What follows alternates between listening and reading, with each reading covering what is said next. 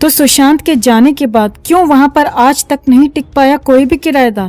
पिछले किराएदार के साथ उस घर में ऐसा क्या हुआ था कि उल्टे पांव भाग खड़ा हुआ? क्या सचमुच उस घर में अब भी भटक रही है सुशांत की आत्मा? आपको दिखाते हैं, बताते हैं सब। आप भी इस खबर को ज्यादा से ज्यादा लाइक और शेयर कर अपना प्यार और सपोर्ट दिखाएं और कमेंट में इसे लेकर आप भी अपनी बात, अपनी राय जरूर रखें। चैनल के साथ जुड़कर चैनल को सब्सक्राइब कर हमारी आवाज बने। तो आज हम एक खास विश्लेषण लेकर आए हैं दोस्तों आप लोगों के लिए। ये विश्लेषण उन घरों के बारे में है जहां हत्या या आत्महत्याओं की कोई बड़ी हाई प्रोफाइल घटना होती है, और इन्हीं में से एक घर है मशहूर एक्टर सुशांत सिंह राजपूत का। आज से 3.5 साल पहले 14 जून 2020 को मुंबई के जिस फ्लैट में सुशांत सिंह राजपूत की मौत हुई थी, आज उस फ्लैट को ना तो कोई किराए पर लेना चाहता है और ना ही कोई खरीदने के लिए तैयार है। यानी सुशांत सिंह राजपूत के इस घर में कोई रहने के लिए तैयार नहीं है। जो तस्वीर आप देख रहे हैं, सुशांत सिंह राजपूत जब जिंदा थे तब उन्होंने अपने घर की ये शूटिंग की थी, और इन तस्वीरों में उन्होंने अपना घर दिखाया था कि उन्होंने कैसे बड़े प्यार से, बहुत क्रिएटिविटी के साथ अपना ये घर तैयार किया है। किस दीवार पर कौन सा पेंट किया है, रंगों का सिलेक्शन कैसे किया है, घर को किस तरह सजाया है, ये उन्होंने पूरे देश को बताया था। फिर इसी घर में, इसी सुंदर से शानदार घर में सुशांत की मौत हो गई, और तब से लेकर अब तक इस घर को किराए पर देने की कई बार कोशिशें हो चुकी हैं। इसका किराया भी कई बार कम किया गया है, डिस्काउंट पर इसे देने की कोशिश की गई है, लेकिन फिर भी कोई भी परिवार इस घर में आकर रहना नहीं चाहता। और यहाँ बात सिर्फ इस घर की नहीं है, बात और भी घरों की है। कभी आपने सोचा है कि जिन घरों में हत्या या आत्महत्या की हाई प्रोफाइल वारदातें होती हैं, उन घरों का बाद में क्या होता है? आज हम आपको सुशांत का घर तो दिखाएंगे ही, बताएंगे कि सुशांत के घर में लोग रहना क्यों नहीं चाहते, लेकिन इसके साथ ही हम आपको नोएडा भी लेकर चलेंगे। नोएडा के जिस घर में आरुषि तलवार रहती थी और जहां पर आरुषि की हत्या हुई, उस घर का बाद में क्या हुआ? इसी तरह निठारी की जिस कोठी में लगभग 20 लोगों की हत्या हुई थी, 15 से 20 लोगों की, अब वहां कौन रहता है? और दिल्ली के बुराड़ी के उस मकान में जहां एक ही परिवार के 11 लोगों ने एक साथ आत्महत्या कर ली थी, अब वहां कौन रहता है? हमने इन तमाम लोकेशंस को लेकर एक रिपोर्ट आपके लिए तैयार की है, जिसमें आपको ये बताने की कोशिश की गई है कि जब किसी घर में ऐसी कोई बड़ी दुर्भाग्यपूर्ण वारदात होती है तो बाद में उन घरों का क्या होता है। मुंबई की माउंट ब्लैंक सोसाइटी का ये वही घर है जहां 14 जून 2020 को एक्टर सुशांत सिंह राजपूत की संदिग्ध परिस्थितियों में मौत हो गई। सुशांत की मौत के बाद से ये घर पहले पुलिस और फिर सीबीआई की निगरानी में था, लेकिन अब ये फ्लैट खाली पड़ा है और कोई भी यहाँ आकर रहना नहीं चाहता। हम इस वक्त आपको वही माउंट ब्लैंक सोसाइटी दिखा रहे हैं। इसी बिल्डिंग के टॉप फ्लोर पे सुशांत सिंह राजपूत रहते थे। तब इसका किराया लगभग 4.5 लाख था, और ऐसी चर्चाएं थी कि ये घर रेंट पे जाने में या फिर किराए पर जाने में काफी दिक्कतें सामने आ रही हैं। हालांकि सुशांत सिंह राजपूत की मौत के बाद ये घर कुछ दिनों के लिए किराए पर लिया गया था, लेकिन बताया जाता है कि उस परिवार को यहाँ रहते हुए बेहद अजीबोगरीब अनुभव हुए। कई बार उन्हें लगता जैसे घर के किसी कोने से सिसकने की आवाजें आ रही हैं, तो कभी आधी रात में लगता कि हॉल में कोई चहलकदमी हो रही है। बताया जाता है इन्हीं सब बातों से परेशान होकर वो किराएदार ये घर छोड़कर भाग गया।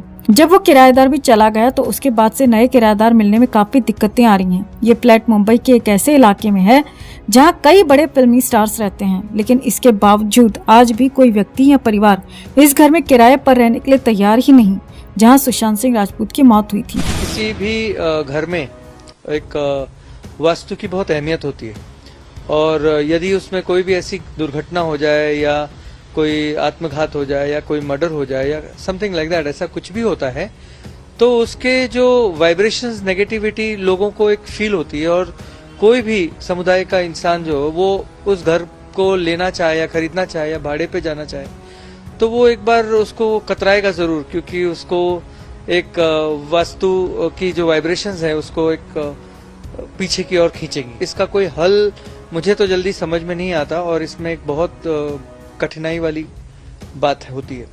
जब तक वो बिल्डिंग टूट के या दूसरी कोई बिल्डिंग ना बने या वास्तु में बदलाव ना हो, तब तक तो बहुत डिफिकल्ट हो। दिल्ली के पास नोएडा के निठारी गांव की ये D5 कोठी है, जिसमें 2006 में निठारी कांड हुआ था, जिसमें इस कोठी से कई बच्चों समेत अन्य लोगों के नरकंकाल मिले थे। उसके बाद से ही इस कोठी का मालिक और उसका नौकर जेल में है। आज 17 साल बाद भी ये कोठी वीरान है, और लोग इसके आसपास से गुजरने से भी डरते हैं। जब मैं बैठ गया तो पूरा आदमी इधर आता है, कोई यूट्यूब चैनल इधर आता है, बोले भाई ये इसमें क्या हुआ है? मैं बोला हम तो नया आया हूँ, क्या मालूम नहीं है। फिर वो बोला जो इसमें कोई कांड हुआ था, D5 है, बच्चे करने वाला केस हो गया। तो उसी टाइम में डर गया था। डरने के बाद में बोला भाई इसमें बैठ गया तो कहाँ जाऊँ, तो मैं ये सब भगवान जी का फोटो भी लगा दिया। भूत बंगला है पीछे, तो सामने भगवान हनुमान जी का फोटो लगा दिया, तो डर नहीं है। अचानक एक आवाज आता था, तो मैं भी उस टाइम बाद में पता चला कि साला इसके अंदर कुछ है, तो बच्चा काटने वाला सीन जो सुना तो मैं डर गया था। तो इसके सामने में बैठ के सिलाई करना था।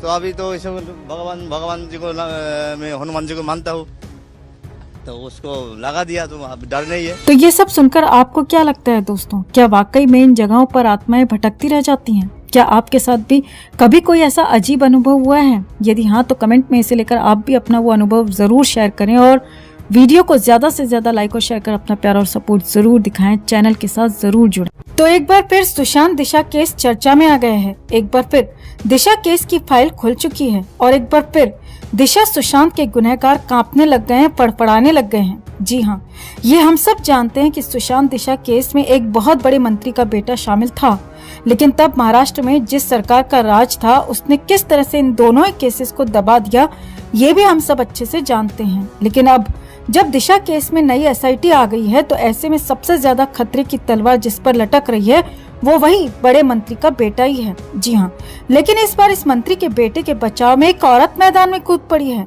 उसका बचाव करते हुए उस पर लग रहे सारे इल्जामों को नकारने के लिए। तो आखिर क्यों और कहां से इस केस में हो गई है इस औरत की एंट्री? कौन लगती है ये उस मंत्री के बेटे की, और क्यों इसे सामने आना पड़ा मंत्री के बेटे के बचाव में? आपको दिखाते हैं, बताते हैं सब। आप भी खबर को ज्यादा से ज्यादा लाइक और शेयर कर अपना प्यार और सपोर्ट दिखाएं और कमेंट में जस्टिस फॉर सुशांत एंड दिशा जरूर लिखें। चैनल के साथ जुड़कर चैनल को सब्सक्राइब कर हमारी ताकत बने। तो ये तो आप सब जानते हैं दोस्तों कि महाराष्ट्र सरकार ने दिवंगत सुशांत सिंह राजपूत की मैनेजर दिशा सालियान की मौत की जांच के लिए नई एसआईटी का गठन किया है, जिसके बाद पूरे महाराष्ट्र की सियासत में गहमा गहमी का माहौल बन चुका है। पूर्व राज्य सरकार के सभी बड़े बड़े मंत्री घबराए बौखलाए नजर आ रहे हैं और जांच अधिकारी ने जब से ये ऐलान कर दिया है कि इस बार हर उस शख्स से पूछताछ होगी जिस पर जरा सा भी संदेह नजर आता है, तो ऐसे में सभी ये कयास लगा ही रहे थे कि शायद जांच अधिकारी का इशारा सीधे सीधे बेबी पेंगुइन की तरफ ही है। इसी बीच जब एक बार फिर नारायण राणे ने खुलकर आदित्य ठाकरे का नाम लेते हुए साफ साफ शब्दों में कहा कि दिशा सुशांत का मर्डर हुआ है और इस केस में सबसे बड़ा हाथ आदित्य ठाकरे का ही है और इस बार उसका जेल जाना तय है। तो अब नारायण राणे के इन आरोपों के बाद अचानक इस केस में एक औरत की एंट्री हो गई है, जिसने खुलकर आदित्य ठाकरे का सपोर्ट किया है और इस पर लग रहे सभी आरोपों को खारिज करते हुए नकार दिया है। जी हाँ, दरअसल इस मामले में मनसे अध्यक्ष राज ठाकरे की पत्नी शर्मिला ठाकरे ने आदित्य ठाकरे का समर्थन किया है और कहा है, हमें नहीं लगता कि आदित्य ठाकरे ऐसा कुछ करेंगे। जब नारायण राणे के बयान पर उनसे सवाल किया गया तो इस पर उन्होंने कहा, मैं किसी के बयान पर प्रतिक्रिया नहीं दूंगी, अगर उनके पास सबूत है तो उन्हें पेश करना चाहिए। शर्मिला ठाकरे ने आगे कहा, आदित्य ठाकरे एक साधारण लड़का है, ऐसा कुछ नहीं करेगा। आदित्य सुबह उठकर भगवान का नाम लेता है। दिशा सालियान मामले में एसआईटी का गठन कर दिया गया है, ये एसआईटी सब कुछ सामने लाएगी।